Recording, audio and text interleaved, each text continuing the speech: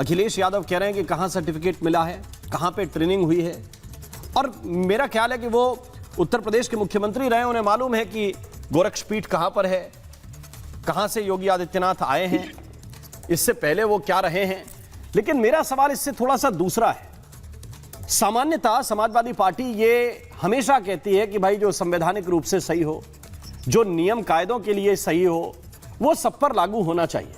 लेकिन अचानक ये आपको अभी मुक्तेश्वरानंद के बहाने ये कैसे दिखने लगा कि भाई देखिए सनातन का अपमान हो रहा है, सनातन के विरुद्ध योगी आदित्यनाथ काम कर रहे हैं, अब वो संविधान नियम कायदे ये वाली बात आपको छोटी लगने लगी है क्या?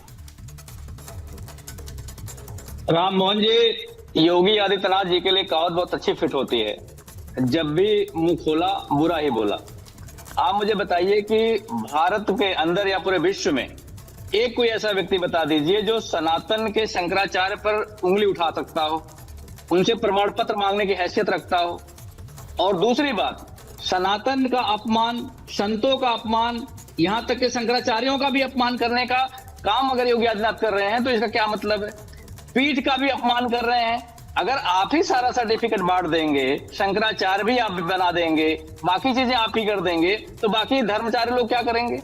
तो योगी आदित्यनाथ को आज ये बताने का समय है, जब आदरणीय शंकराचार्य महोदय ने उनसे पूछा कि आप खुद हिंदू हो कि नहीं हो, ये भी बताना पड़ेगा उन्हें। अगर वो हिंदू हैं तो गौ हत्या को रोकेंगे, लेकिन वो काम आज तक नहीं कर पाए, 10 साल होने को है। अगर वो हिंदू हैं तो गाय को राजकीय माता घोषित करें, आज तक वो नहीं कर पाए, इसका मतलब वो हिंदू है कि नहीं है? ये सवाल शंकराचार्य के हैं, हर सनातनी के हैं, हर हिंदू के हैं। एक सवाल और है, इस बात एक सवाल और है, एक सवाल और है धर्मेंद्र यादव, और वो सवाल ये है कि हिंदू राष्ट्र भी घोषित हो जाए तो आप लोग समर्थन करेंगे? बिल्कुल समर्थन करेंगे। कहां करेंगे? विधानसभा में कि लोकसभा में?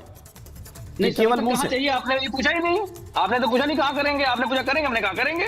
तो कहां करेंगे? लोकसभा में, विधानसभा में, राज्यसभा में कहां करेंगे कि अगर हिंदू राष्ट्र घोषित करे तो समाजवादी पार्टी उसके समर्थन में है?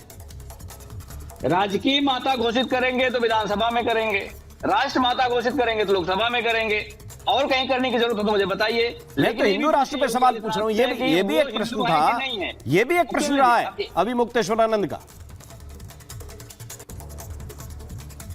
राम मोहन जी, योगी आदित्यनाथ अगर किसी शंकराचार्य से प्रमाण पत्र मांग लें और किसी शंकराचार्य को कालनेमी बोल दें तो इसका मतलब वो आसमान में थूकने का प्रयास कर रहे हैं। ये अहंकार की अंतिम सीमा। ये तो पॉलिटिकल, ये आप, मैं एक मिनट, का क्या असर होता है? नहीं,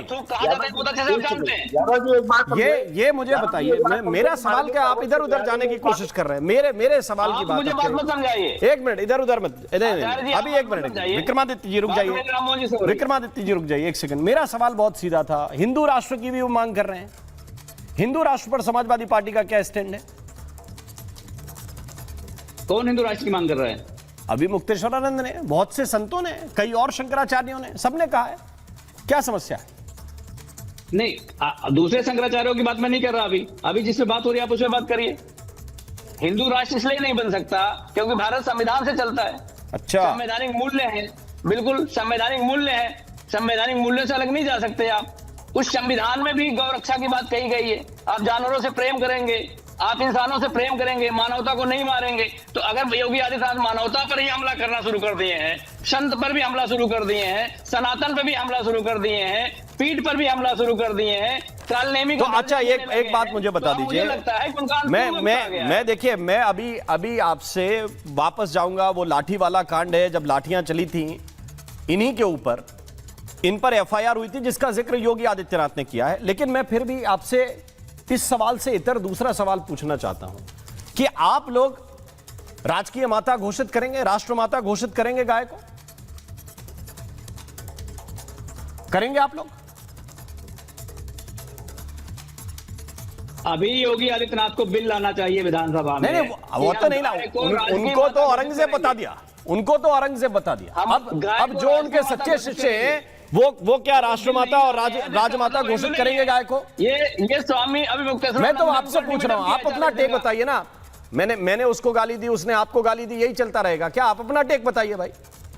क्या आपका टेक क्या है? आप राष्ट्रमाता घोषित करेंगे? उसने कह दोगे तो ये बात ठीक नहीं है ना राम मोहन जी। हाँ एक शंकराचार्य की जो पदवी होती है जी, आप उनको इनसे उनसे ऐसे नहीं कह सकते हैं। एक शंकराचार्य का महत्व होता है पूरे देश में, कितने बिल्कुल महत्व होता है, मैं कब मना कर रहा हूं? एक शंकराचार्य ने बोला मैंने है कब कहा बिल्कुल कि महत्व गोरखपुर होता है? में मेरा चाहिए। सवाल यह है, तो मेरा बीच में सवाल छोड़ यह है दिया तो कि देश आपके स्टैंड का क्या हुआ भाई? अगर सुप्रीम कोर्ट में मामला पेंडिंग है, सुप्रीम कोर्ट में मामला पेंडिंग है, आप हर बार मामले में आता है तो कहते सुप्रीम कोर्ट से पूछिए वहां पे मामला क्यों रुका हुआ है, और यहां पे आपकी सहूलियत है तो आपको सुप्रीम कोर्ट दिखाई नहीं दे रहा है। मेरा सवाल बस इतना सा है, इसके बाद मैं जा रहा हूं आचार्य विक्रमादित्य जी के पास। राम मोहन जी आपकी आवाज कट कट के मुझे बीच में आ रही है, तो आपको पूरा सेंटेंस समझ में नहीं है, एक बार दोबारा रिपीट कर देंगे मैं ये कह रहा हूं बाकी सारे मामले जो सुप्रीम कोर्ट में होते हैं, आप लोग कहते हैं भैया देखिए सुप्रीम कोर्ट में मामला है, संवैधानिक मामला है, चल रहा है, इस मामले में सहूलियत है तो आपको लग रहा है कि नहीं जो कह दिया जाए वही बढ़िया है, इसमें आपको ना सुप्रीम कोर्ट, ना नियम, ना कायदे, ना आम आदमी की चिंता कि भाई वहां भीड़ थी, कोई पालकी से उतर जाता, झगड़ा समाप्त हो जाता। आपने उस बटुक संत के बयान को भी सुना होगा कि बटुक संत का जो बयान आया है, उन्होंने स्पष्ट कहा है कि उन्होंने कहा कि जहां तक आपकी गाड़ी गई है आप वहां तक जाने दीजिए और वहां से पालकी से उतर जाएंगे। तो उसमें हमने तो एक और बटुक को सुना है, आफत आ रही थी क्या? हमने तो एक और बटुक को सुना है, वो कोर्ट में बेचारा गवाही दे के आया, लेकिन क्या करें, आदमी को संभाल नहीं पा रहे।